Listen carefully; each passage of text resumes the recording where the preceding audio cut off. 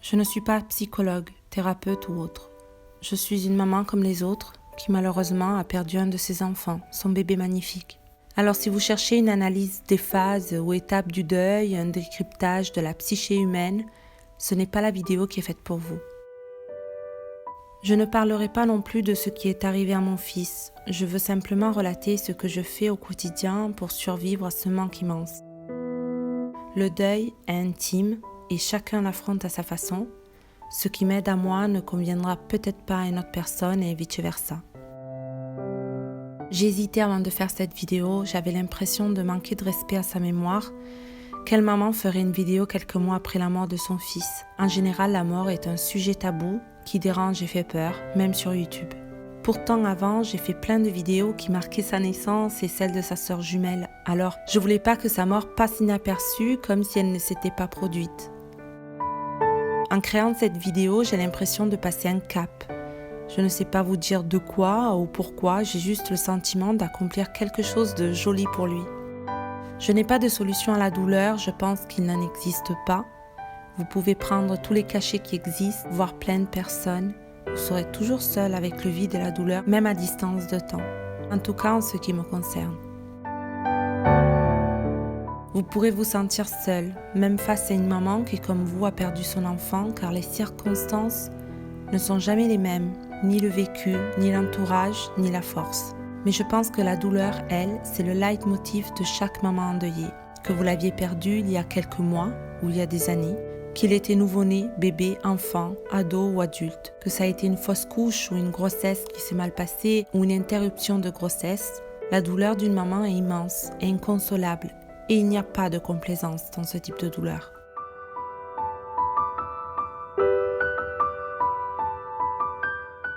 Je mets tout dans le même panier car il n'y a pas une perte pire qu'une autre, comme il n'y a pas un enfant égal à un autre.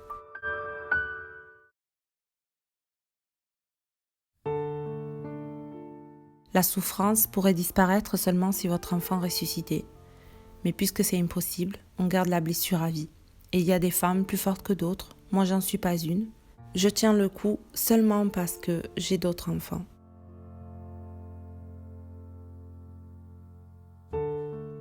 Lui écrire. C'est ce qu'on appelle l'écriture thérapeutique. Choisissez un beau carnet, un carnet qui vous inspire ou qui vous fait penser à votre enfant. Moi, par exemple, j'ai choisi un agenda journalier du Petit Prince, de la marque Moleskine, avec un ciel étoilé. J'ai aussi pris pour 2020 le grand un journalier pour lui écrire et le petit un hebdomadaire pour le travail. C'est peut-être exagéré, mais moi, ça me fait du bien de les avoir. J'ai pris l'habitude de lui écrire souvent, parfois une seule phrase, parfois une page entière. Certains jours, je n'ai pas écrit et certains d'autres, je lui ai écrit plusieurs fois dans la même journée. L'idéal serait lui écrire un petit peu tous les jours. Pas besoin de grandes phrases. Mon trésor, j'ai pensé à toi aujourd'hui. Ou relater simplement ce qu'on a fait dans la journée suffit à garder un lien. Parce que c'est ça dont j'ai besoin, le faire vivre entre guillemets dans mon quotidien, c'est avoir le sentiment d'être en lien avec lui. J'écris donc les beaux souvenirs. Malheureusement, en quelques mois de vie, je n'en ai pas infiniment avec lui. Alors j'écris aussi ce que j'avais imaginé faire avec lui, faire ensemble en famille, toutes les projections mentales, l'imaginaire qui le concernait, que j'avais nourri et chéri pendant la grossesse. Ce à quoi et ce à qui il me faisait penser quand il était encore dans mon ventre. Un personnage de anime, une couleur, un animal, un film, etc. Les enfants. La première chose qui m'aide à avancer quotidiennement et à pas m'effondrer, c'est m'occuper de mes 2 autres enfants. Ils ne remplacent en aucun cas mon Richard. Mais je les aime à égale mesure et ils me motivent à vivre normalement, entre guillemets. C'est grâce à eux si je ne passe pas mon temps à fumer des cigarettes et boire du café, les seules 2 choses que j'arrivais à faire au décès de mon fils. J'ai l'impression que la vie et la mort cohabitent en moi, la vie de mes enfants en vie et la mort de mon fils. Et cette dualité est déchirante. Si vous n'avez pas d'autres enfants, ne désespérez pas. Faites votre deuil comme vous le pouvez et n'abandonnez pas l'idée de revoir un enfant, quel que soit l'âge que vous avez. La vie peut basculer d'un jour à l'autre et elle ne prévient pas. Consacrez-vous à vos enfants, passez plein de temps avec eux, jouez avec eux, gâtez-les même si on vous dit que c'est pas bien. Personnellement, je suis heureuse de ne pas avoir écouté mon entourage qui me répétait souvent de ne pas aller garder les bébés tout le temps dans les bras parce que sinon j'allais les habituer, blablabla. J'ai pu au moins profiter de ce temps avec mon fils comme je le souhaitais et à l'heure qu'il est, si j'avais écouté les autres personnes, je le regretterais fortement. Si comme moi vous avez un tout petit bébé, car Richard a une sœur jumelle, ou que vous souhaitez avoir un autre enfant mais que vous avez peur de le perdre aussi après sa naissance, je vous conseille d'acheter un matelas Nanny qui est un dispositif de surveillance respiratoire du nourrisson. C'est une simple planche que l'on cale en dessous du matelas et qu'on allume une fois que bébé est dessus et qui envoie une alarme puissante s'il ne détecte pas de mouvement respiratoire pendant 8 secondes consécutives. Avec mon compagnon, nous ne regrettons pas de l'avoir acheté et Rose dort dessus toutes les nuits. Et cela nous permet de dormir nous aussi et de baisser l'état d'hypervigilance dans lequel nous sommes et qui nous use à la longue.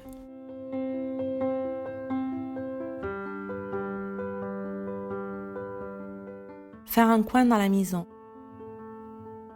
Un coin dédié à votre petit ange, un espace raisonnable, pas besoin d'un hôtel.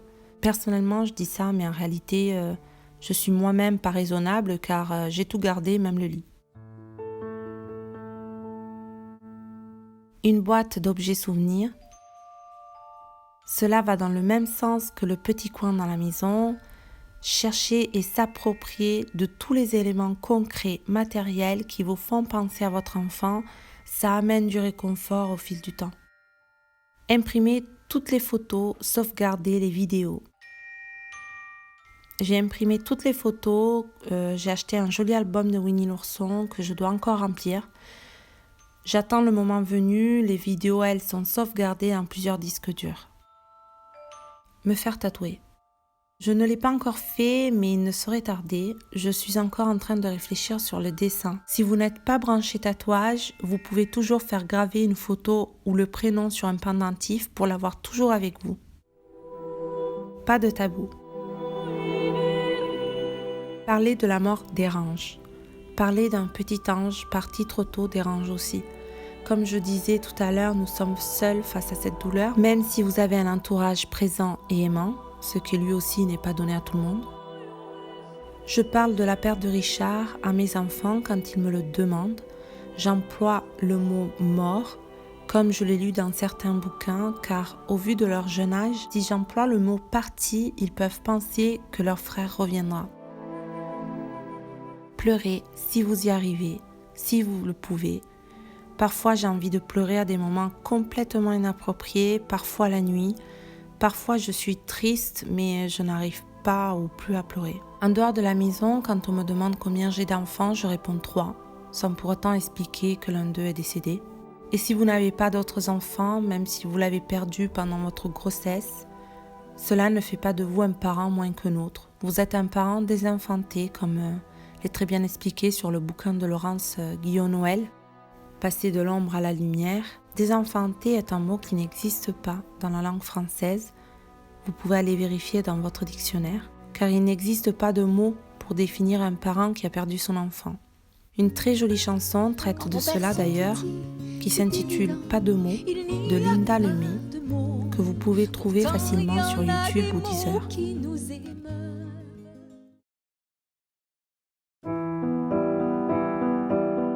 Se faire aider.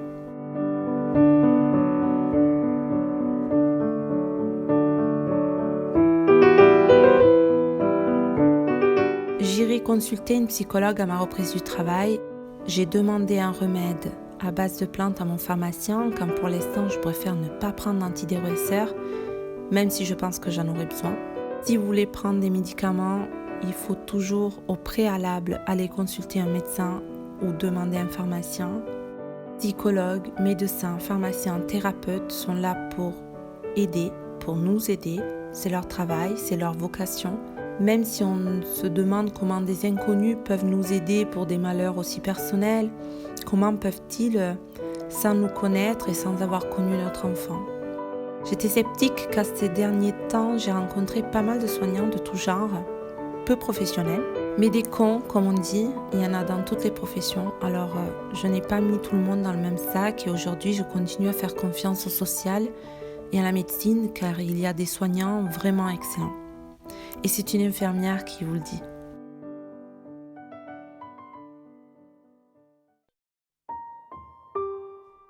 Je n'irai jamais consulter médium ou personne dans ce genre. Si malgré tout ça vous fait vraiment du bien et vous en ressentez le besoin, méfiez-vous quand même des manipulateurs et de ceux qui pourraient profiter de votre malheur pour vous prendre de l'argent.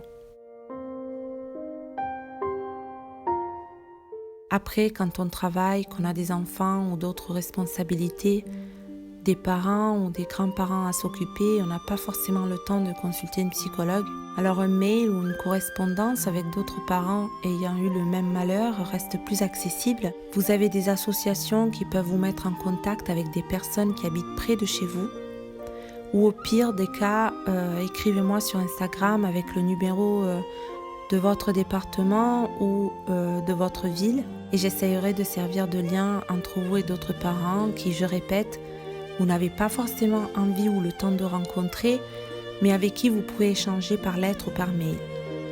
C'est un moyen de partager sa peine, on s'aide à avancer, à pas sombrer et on aide aussi les autres.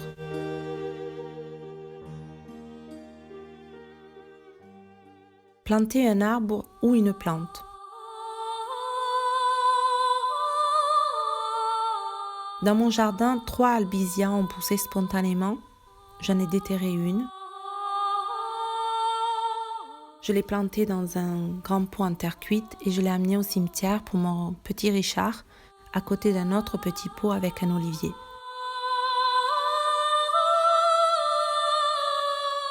En général, on plante un arbre ou une petite plante pour l'amour disparu.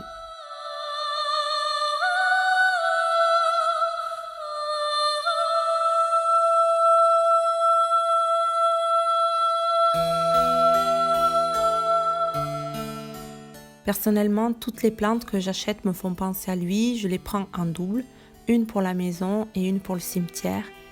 Et là, une autre chose qui m'aide pas mal à avancer, c'est prendre soin de la tombe.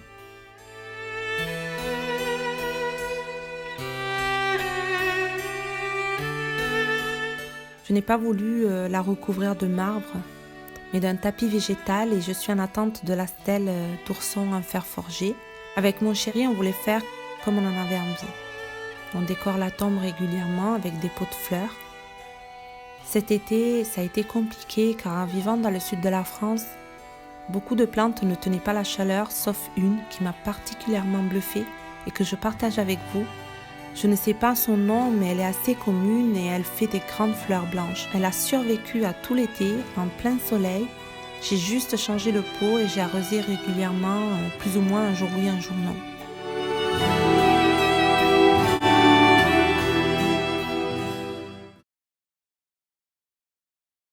Avoir la foi. Je n'en ai pas. Je ne crois pas en Dieu, quel qu'il soit. C'est une faiblesse, malheureusement, car la foi conforte et donne de l'espoir de revoir un jour l'être aimé. Alors je l'espère aussi, mais en croyant en rien, le rien donne le vide et le vide, lui, se remplit de désespoir à la place de la foi. C'est pour ça que je vous dis que la foi est une force. Prendre un animal de compagnie. Chien, chat, poisson, petite souris, les animaux ne demandent que des soins et de l'amour. Que ce soit la faune ou la flore, la nature est une berceuse. Mes promenades dans les bois ont été bénéfiques, un peu fatigantes avec les enfants, mais bénéfiques tout de même. Livres, films, musique. C'est ce que je fais le plus souvent, enfin quand j'ai le temps. Selon la lecture, je peux m'évader ou mettre des mots sur ce que je ressens. J'ai lu quelques bouquins pour trouver un peu d'aide. Par exemple, celui dont j'ai fait référence tout à l'heure de Laurence Guillot-Noël. J'ai aimé ce bouquin car il aide à mettre des mots sur certains états d'âme que l'on peut ressentir. L'auteure elle-même ayant vécu malheureusement plusieurs fois la perte d'un enfant, je vous invite à le lire. Mais j'avoue ne pas avoir accroché lors des exercices avec les doigts et avoir carrément décroché lors des explications des réactions émotivo-physiologiques du corps humain. Les livres fantastiques m'aident à m'évader ainsi que les films. Je regarde que certains vieux films, parfois en boucle, parce que ça me rassure. Le Seigneur des Anneaux et le Hobbit sont en tête de liste. J'écoute aussi les musiques que je mettais d'habitude quand nous étions tous les 5, quand mon Richard était encore là. Mon album préféré, Wanderer de Mowgli, et aussi la bande-annonce de Eddie Vedder du film Into the Wild. Manger, boire, dormir.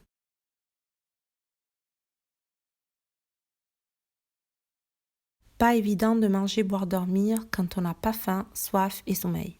Il faut se forcer, facile à dire, certes. Quand on est fatigué, on n'est pas présent, on est ailleurs. Être là physiquement ne signifie pas qu'on est là avec la tête. Ça n'exclut pas notre absence mentale. La pensée prend le dessus sur le corps, le temps et l'entourage. Il est facile de s'égarer, d'autant plus avec la fatigue due aux nuits insomnes. Alors si vous avez des enfants, ils ressentiront forcément cette absence. Personnellement, j'essaye quotidiennement d'être là, toujours à l'écoute. Cela semble facile, mais quand on est vide et vidé, la concentration, l'attention, etc. ne sont pas toujours au rendez-vous. Il faut être présent pour les autres enfants.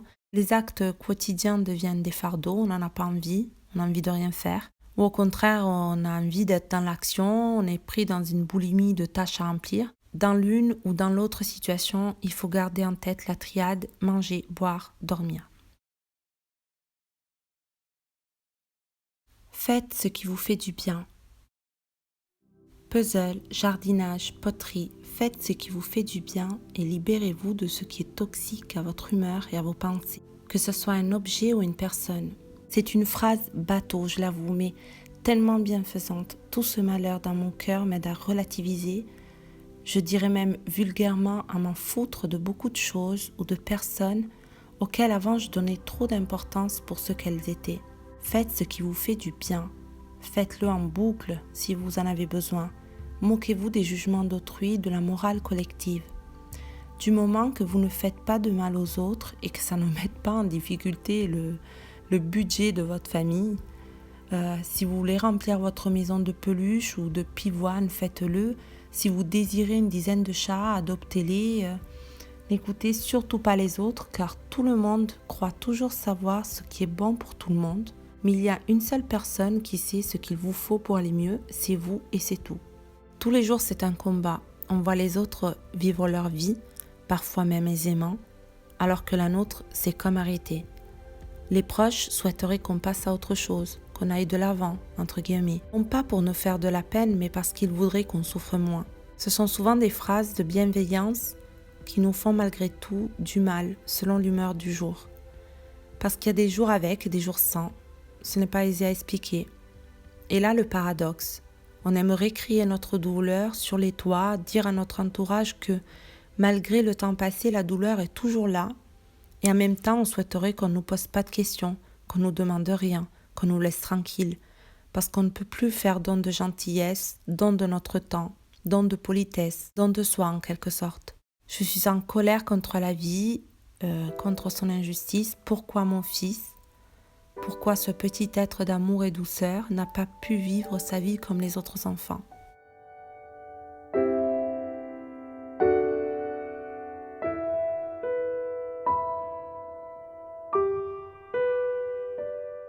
Voilà, je viens au bout de cette vidéo. Elle n'est pas digne de mon Richard, mais elle est néanmoins là pour lui rendre honneur. J'espère que tout cela aura pu apporter quelque chose si vous traversez vous aussi les jours les plus sombres de votre vie. Je cite pour terminer une phrase du Seigneur des Anneaux, celle où le roi Théoden, après s'être réveillé d'un long sommeil, apprend la mort de son fils Théodred et face à la tombe de ce dernier, accompagné de Gandalf, il dit « Aucun parent ne devrait enterrer son enfant ». Puis il se couvre les yeux et pleure.